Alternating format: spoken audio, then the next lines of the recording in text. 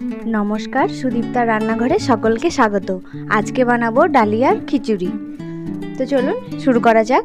তো এখানে ডালিয়ার খিচুড়ি বানানোর জন্য নিয়েছি 1.5 কাপ মতো ডালিয়া, 1 কাপ মতো মুগ ডাল, 1 টিস্পুন আদা বাটা, 1 টিস্পুন জিরে বাটা, 1-2টো ফুলকপি ছোট ছোট, একটু কুমড়ো, একটা আলু, টমেটো আর গাজর আর 3টে লঙ্কা। এগুলোকে আমি কুচি করে নিয়েছি। তো সবার প্রথমে কড়াইতে দিয়ে দেব 4 টেবিল চামচ তেল। সর্ষের তেল দিয়েছি, তাতে দেব একটা তেজপাতা আর সামান্য 5 ফোড়ন ফোড়নে দেব। এইবার ফুলকপিগুলো দিয়ে একটু ভেজে নেব। যেহেতু এখনকার ফুলকপি একটু শক্ত হয়, তাই হালকা ভাপ দিয়ে নিয়েছি। তো ফুলকপিটা একটু ভাজা হয়ে গেছে। এবার এর মধ্যে দিয়ে দিলাম কুচি করে রাখা আলুগুলো। একটা বড় সাইজের আলু নিয়েছিলাম আর একটা গাজর। তো আলু আর গাজরটাকে ফুলকপির সাথে খুব ভালো করেই ভেজে নেব। তো এটা একটু ভাজা হয়ে গেছে। এবার এর মধ্যে দেব কুমড়ো, মিষ্টি কুমড়ো। যে কোনো খিচুড়িতেই একটু মিষ্টি কুমড়ো দিলে খুব ভালো লাগে খেতে। আর দেব একটা টমেটো কুচি, একটা ছোট সাইজের টমেটো কুচি করে নিয়েছি। তো সব কিছু এবার একটু ভালো করে ভেজে নেব। আমি যেহেতু এটা নিরামিষ দিনে বানাচ্ছি, তাই এর মধ্যে কোনো পেঁয়াজ দিইনি। আপনারা চাইলে পেঁয়াজ কুচি করেও ফোড়নের সময় দিতে পারেন। আর দিয়েছি 3টে লঙ্কা চিড়ে। ঝালটা আপনাদের স্বাদ মতো দেবেন। এবার দেব সামান্য হলুদ আর পরিমাণ মতো লবণ। তো লবণ হলুদ দিয়েও এবার একটু ভেজে নেব।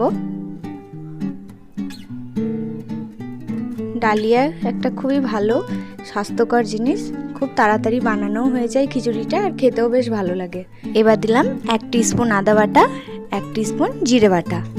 তো মশলাটা দিয়ে খুব ভালো করে কষিয়ে নেব।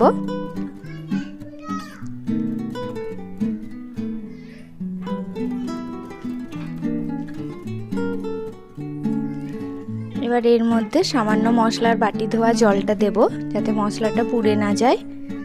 খুব ভালো করে কষিয়ে নিয়ে এর মধ্যে দিয়ে দেব ডালিয়াটা ভালো করে ধুয়ে জলে একটু ভিজিয়ে রেখেছিলাম।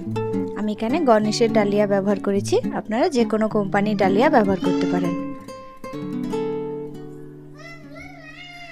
আর দিয়ে দেব মুগ ডালটাকেও আমি ভালো করে ধুয়ে একটু জলে ভিজিয়ে নিয়েছিলাম, যাতে তাড়াতাড়ি সিদ্ধ হয়ে যায়। তো সব কিছু দিয়ে ভালো করে এবার একটু নেড়ে চেড়ে নিয়ে দিয়ে দেব পরিমাণ মতো জল। তো আপনারা এটা প্রেসার কুকারেও করতে পারেন। এবার আমি দিয়ে দিলাম পরিমাণ মতো জল দিয়ে এবার এটাকে ঢেকে সিদ্ধ হতে দেব। তো জলটা একটু বেশিই দেব, যেহেতু আমি এটা অনেকটা পরিমাণে বেশিই করছি, তাই জলটা একটু বেশিই লাগবে। তো দেখুন 1/2 ঘন্টা মতো সিদ্ধ হওয়ার পর এটা হয়ে গেছে। এবার এর মধ্যে দিলাম একটু গরম মশলা, একটু চিনি আর 1 চামচ মতো ঘি। তো যেহেতু নিরামিষভাবে বানাচ্ছি, তাই একটু ঘি গরম মশলা দিলে ভালোই লাগে, একদম ভোগের খিচুড়ির মতোই খেতে লাগে। তো এটা আমার হয়ে গেছে। এবার এটাকে নেড়ে চেড়ে ভালো করে নামিয়ে দেব। তো যখন এটা সিদ্ধ করবেন, মাঝে মাঝে একটু নেড়ে নেড়ে দেবেন, কারণ অনেক সময় ডালিয়াটা তলায় লেগে যায় আর ওপরে জলটা ভেসে ওঠে, সেক্ষেত্রে ধরে যাওয়ার সম্ভাবনা থাকে। তাই ঢাকাটা খুলে মাঝে মধ্যে নাড়িয়ে দেবেন। তো আমার এখানে ডালিয়া পুরো রেডি। এবার এটাকে ঢেলে নেব।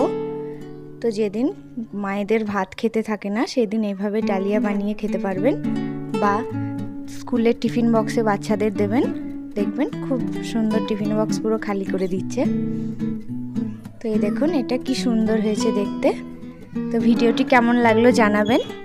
ভালো লাগলে চ্যানেলটিকে সাবস্ক্রাইব করার অনুরোধ রইল, আর বন্ধুদের সাথে একটু শেয়ার করবেন। দেখা হবে অন্য ভিডিওতে। ভালো থাকবেন, সুস্থ থাকবেন। ধন্যবাদ।